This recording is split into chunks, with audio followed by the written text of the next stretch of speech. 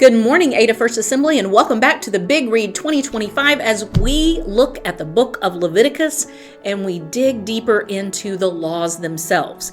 Moses will begin to expound on the law of God as it was given to him through the unction of the Holy Spirit.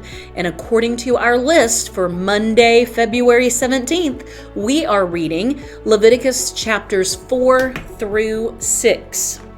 So go ahead and open your Bible to Leviticus chapter 4. Excuse me. And as we read today, we're looking at the law of the sin offering and the guilt offerings and the priest part of those guilt offerings. And so that's the focus. What do they have to do when they're dealing with a sin offering or a guilt offering? So let's jump right in. Don't forget to take some notes. If you have questions, write those down, or if something grabs your attention, maybe you want to make a chart. Guilt offering, sin offering. It might help you keep them, the differences in your head a little bit more. Are you ready? Do you have your Bible open? Let's get going. Leviticus chapter 4. Then the Lord spoke to Moses, saying, "Speak to the sons of Israel, saying, if a person sins unintentionally in any of the things which the Lord has commanded not to be done and commits any of them, if the anointed priest sins so as to bring guilt on the people, then let him offer to the Lord a bull without defect as a sin offering for the sin he has committed. He shall bring the bull to the doorway of the tent of meeting before the Lord, and he shall lay his hand on the head of the bull and slay the bull before the Lord. Then the anointed priest is to take some of the blood of the bull and bring it to the tent of meeting, and the priest shall dip his finger in the blood and sprinkle some of the blood 7 times before the Lord in front of the veil of the sanctuary.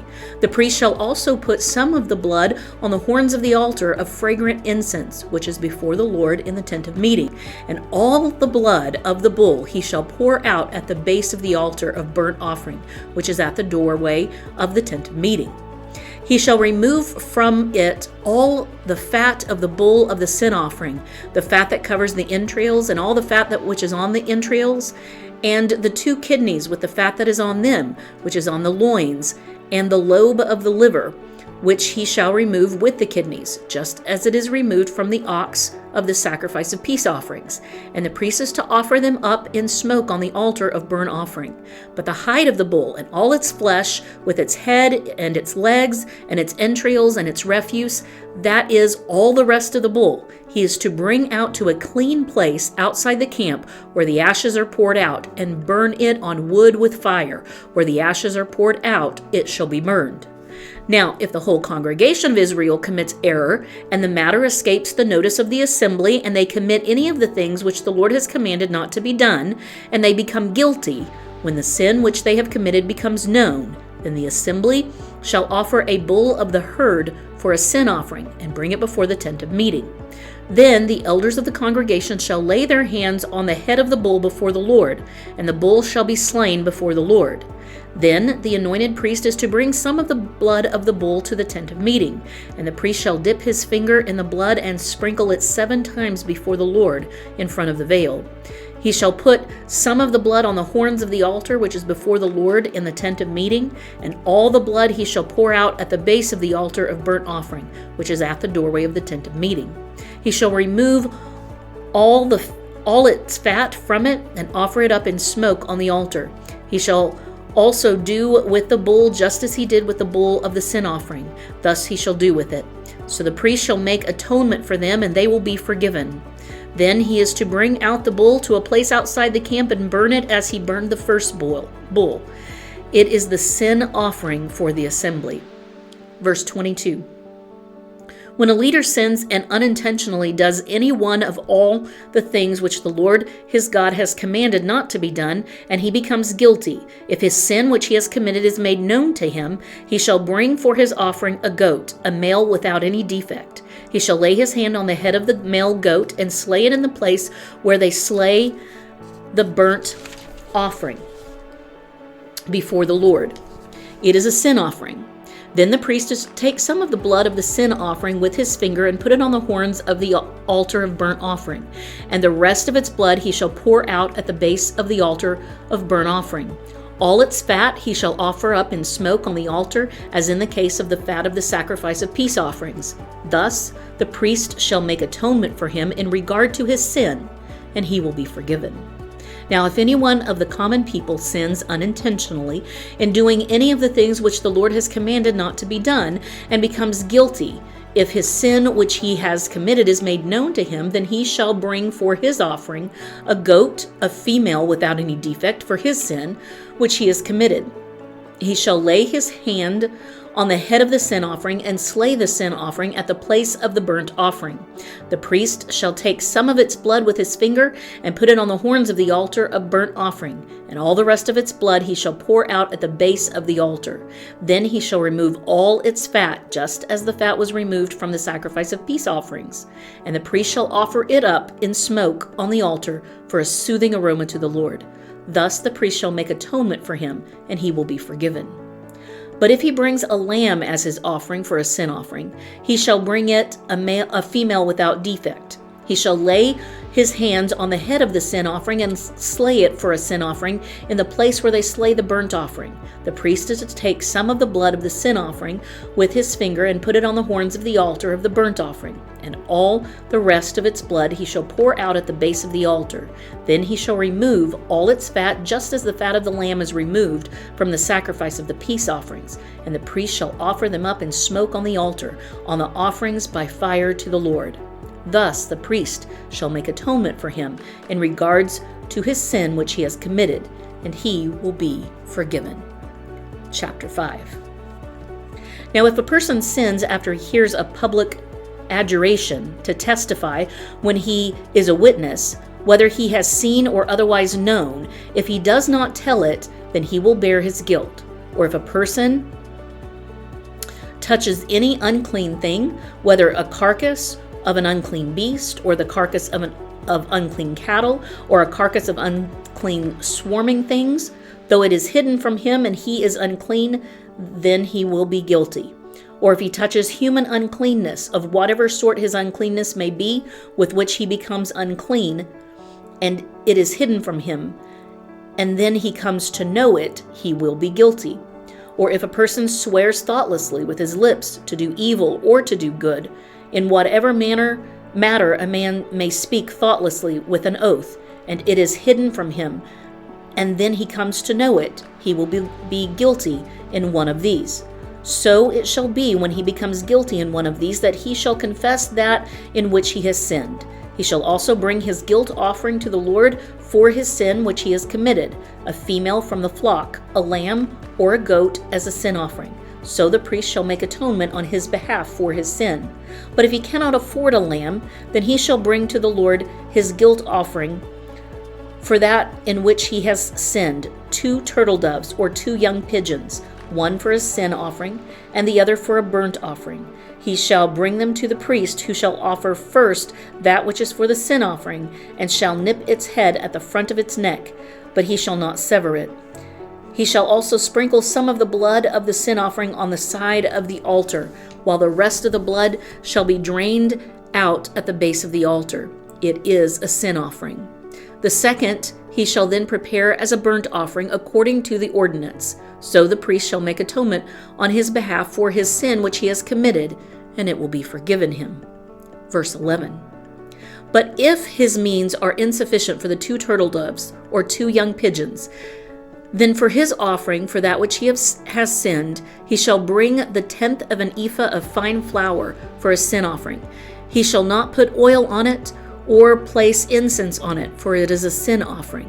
He shall bring it to the priest, and the priest shall take his handful of it as its memorial portion and offer it up in smoke on the altar with the offerings of the Lord by fire. It is a sin offering. So the priest shall make atonement for him concerning his sin which he has committed from one of these, and it will be forgiven him. Then the rest shall become the priest's, like the grain offering.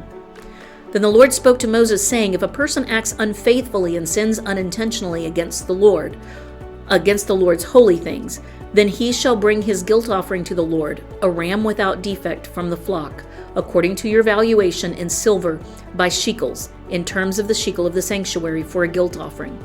He shall make restitution for that which he has sinned against the holy thing, and shall add to it a fifth part of it, and give it to the priest. The priest shall then make atonement for him with the ram of the guilt offering, and it will be forgiven him.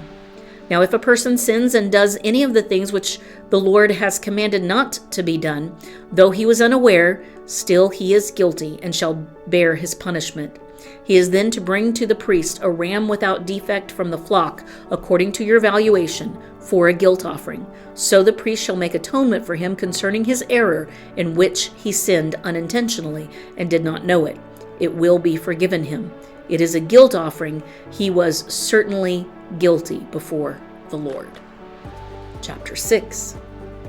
Then the Lord spoke to Moses, saying, when a person sins and acts unfaithfully against the Lord and deceives his companion in regard to a deposit or security entrusted to him, or through robbery, or if he is extorted from his companion, or has found what was lost and lied about it, and sworn falsely, so that he sins in regard to any one of the things a man may do, then it shall be, when he sins and becomes guilty, that he shall restore what he took by robbery, or what he got by extortion, or the deposit which was entrusted to him, or the lost thing which he found, or anything about which he swore falsely. He shall make restitution for it in full, and add to it 1/5 more. He shall give it to the one to whom it belongs on the day he presents his guilt offering. He shall bring to the priest his guilt offering to the Lord, a ram without defect from the flock, according to your valuation, for a guilt offering. And the priest shall make atonement for him before the Lord, and he will be forgiven for any one of the things which he may have done to incur guilt. Verse 8. Then the Lord spoke to Moses, saying, command Aaron and his sons, saying, this is the law for the burnt offering. The burnt offering itself shall remain on the hearth on the altar all night until the morning, and the fire on the altar is to be kept burning on it. The priest is to put on his linen robe, and he shall put on undergarments next to his flesh, and he shall take up the ashes to which the fire reduces the burnt offering on the altar, and place them beside the altar. Then he shall take off his garments and put on other garments, and carry the ashes outside the camp to a clean place. The fire on the altar shall be kept burning on it. It shall not go out, but the priest shall burn wood on it every morning, and he shall lay out the burnt offerings on it, and offer up in smoke the fat portions of the peace offerings on it. Fire shall be kept burning continuously on the altar. It is not to go out. Now this is the law of the grain offering. The sons of Aaron shall present it before the Lord in front of the altar. Then one of them shall lift up from it a handful of the fine flour of the grain offering, with its oil and all the incense that is on the grain offering. And he shall offer it up in smoke on the altar, a soothing aroma as its memorial offering to the Lord. What is left of it, Aaron and his sons are to eat. It shall be eaten as unleavened cakes in a holy place. They are to eat it in the court of the tent of meeting. It shall not be baked with leaven. I have given it as their share from my offerings by fire. It is most holy, like the sin offering and the guilt offering. Every male among the sons of Aaron may eat it. It is a permanent ordinance throughout your generations, from the offerings by fire to the Lord. Whoever touches them will become consecrated. Verse 19. Then the Lord spoke to Moses, saying, this is the offering which Aaron and his sons are to present to the Lord on the day when he is anointed, the 10th of an ephah of fine flour as a regular grain offering, half of it in the morning and half of it in the evening. It shall be prepared with oil on a griddle. When it is well stirred, you shall bring it. You shall present the grain offering in baked pieces as a soothing aroma to the Lord. The anointed priest, who will be in his place among his sons, shall offer it. By a permanent ordinance it shall be entirely offered up in smoke to the Lord. So every grain offering of the priest shall be burned entirely. It shall not be eaten. Then the Lord spoke to Moses, saying, speak to Aaron and to his sons, saying, this is the law of the sin offering, in the place where the burnt offering is slain. The sin offering shall be slain before the Lord. It is most holy. The priest who offers it for sin shall eat it. It shall be eaten in a holy place in the court of the tent of meeting. Anyone who touches its flesh will become consecrated, and when any of its blood splashes on a garment in a holy place, you shall wash what was splashed on. Also the earthenware vessel in which it was boiled shall be broken, and if it were boiled in a bronze vessel, then it shall be scoured and rinsed in water. Every male among the priests may eat of it. It is most holy. But no sin offering of which any of the blood is brought into the tent of meeting to make atonement in the holy place shall be eaten. It shall be burned with fire. And that is the expanded understanding of the sin offering and the grain offering. I don't know if you caught it, but one of the key words was, if they sin unintentionally. This was the path back to the Lord at this point in time. And yet, there was still a great gulf fixed between them and heaven. Only Jesus could be that perfect lamb. Let's meet back here tomorrow and continue reading in the book of Leviticus. God bless you.